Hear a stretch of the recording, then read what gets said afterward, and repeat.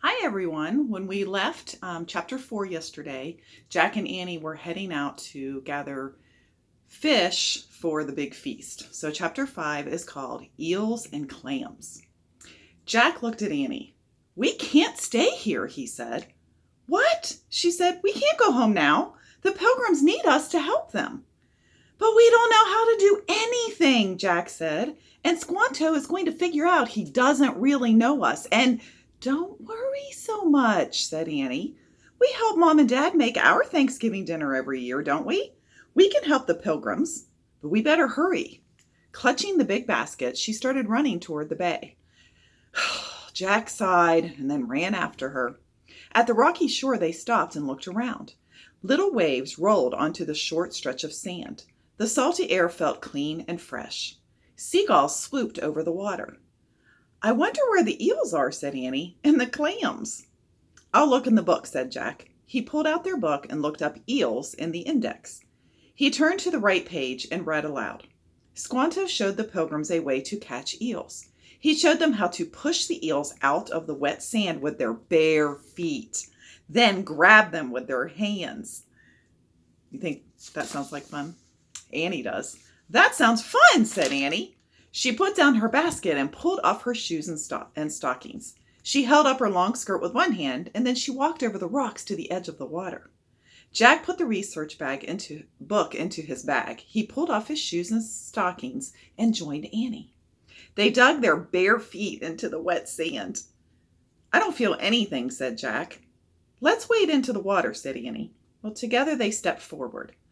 "Brr," said Annie. "No kidding," said Jack with a shiver. He kept squishing the muddy sand with his toes.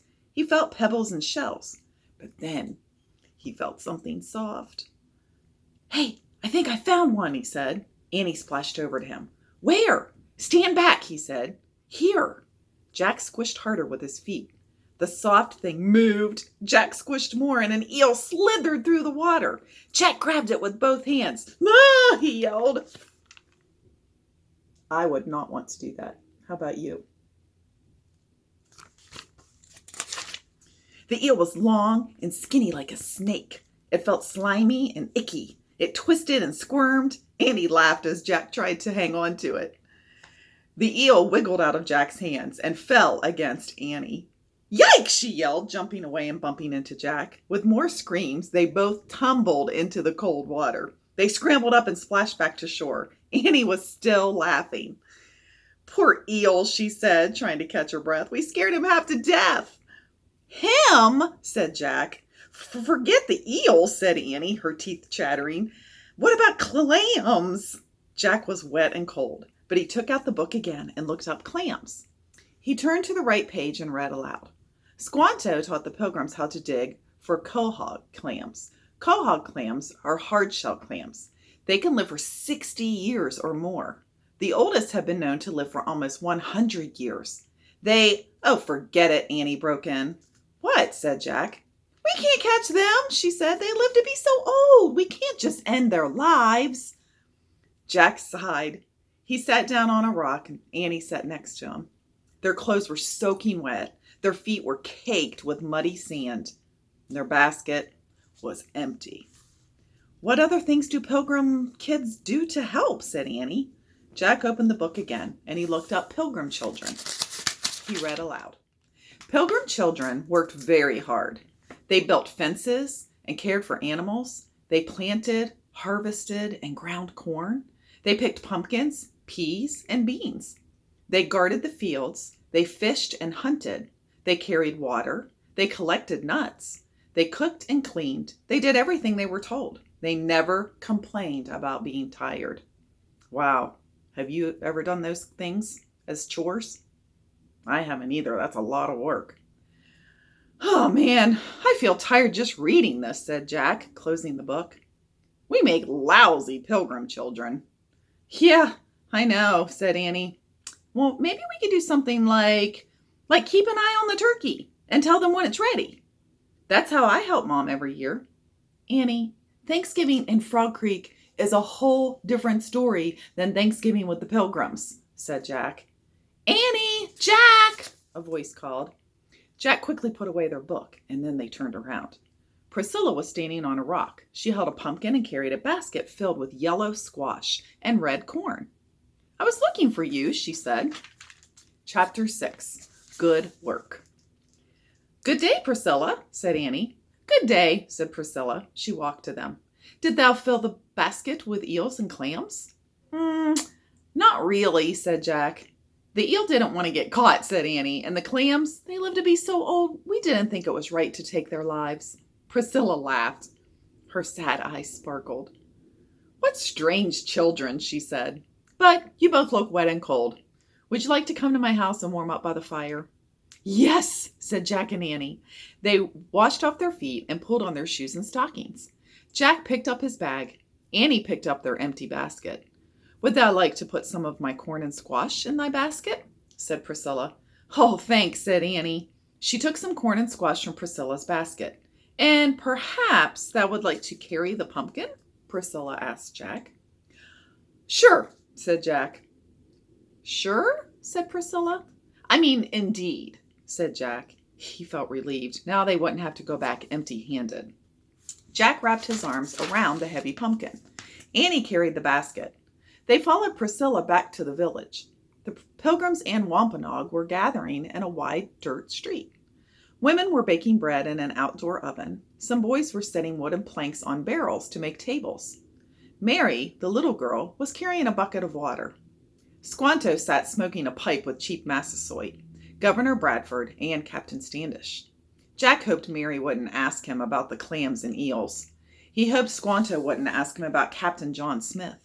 He hoped the governor and the captain wouldn't ask him about home. Jack hid his face behind the fat pumpkin. Priscilla opened the door to a small house, and then she led Jack and Annie into a dark, smoky room. The only light came from one window and a fire. "Sit by the hearth," said Priscilla, "so your clothes can dry." "Where's the hearth?" Annie asked, looking around. Priscilla laughed again, shaking her head. "There, where the fire lies," she said. Jack put down the pumpkin and his bag. Annie put down her basket. The hearth was so large Jack could have stood in it. He and Annie got as close as they could to the warm, crackling fire. Several pots hung over the fire. Near the pots, a turkey was roasting on an iron rod.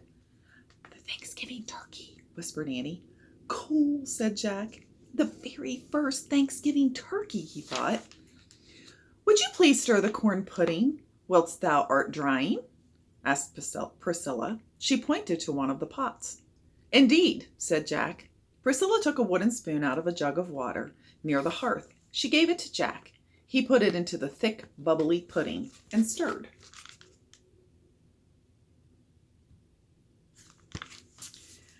"I must gather nuts," said Priscilla. "Whilst I'm gone, move the roots close to the ashes and stir herbs into the seafood chowder." "Indeed," said Annie. After Priscilla left, Annie looked at Jack. "What are roots and herbs?" she asked. "Well, look at the book," said Jack. Annie took the research book from Jack's bag. She looked up roots and read aloud. "The Pilgrims called certain vegetables roots. These vegetables, such as carrots and turnips, grow under the ground." "Ah," said Jack. He picked up some carrots and turnips near the hearth and moved them closer to the hot ashes. Next, Annie looked up herbs. She read aloud. "The Pilgrims called leafy vegetables that grow above the ground herbs. They made salads with herbs. They used dry herbs to flavor soups and seafood chowders." Jack saw some dried plants hanging from the rafters. "Those must be the herbs," he said. Annie broke off a leaf and sniffed it. That smells so good," she said. She leaned close to one of the pots. "And that must be the seafood chowder. It smells like the ocean." She crumbled the leaf into the chowder and took another spoon from the jug of water. She and Jack both stirred the pots. "Good work," Priscilla said as she stepped back into the room. Jack smiled. The fire had made him hot and sweaty. The smoke was burning his eyes, but he didn't mind. Finally, he felt useful. Priscilla put some walnuts close to the fire. "Squanto taught us which nuts are good to eat," she said. "Squanto taught thee a lot," said Annie. "He saved our lives," Priscilla said quietly. "Last winter, we were cold and hungry. Half our people died." Annie gasped. "How?" she said. "Sickness," said Priscilla.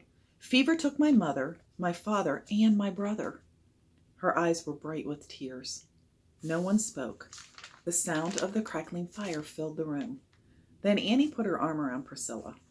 "We're so sorry," said Annie. "Yes, we are," said Jack. "Thank you," Priscilla said with a sad smile. "'Twas a terrible winter, but we never gave up hope. And now, God be praised, we've had a good harvest and we have had peace with our neighbors." In the glow of the firelight, Priscilla was beautiful, Jack thought. Not only was she kind, but she was incredibly brave as well. "Come," she said. She wiped her eyes and stood up. "Something special is about to take place. Would you like to watch?" "Sure, indeed," said Annie. She and Jack jumped up and followed Priscilla outside. So tomorrow, chapter 7 is called Arm Exercises. I'll see you then.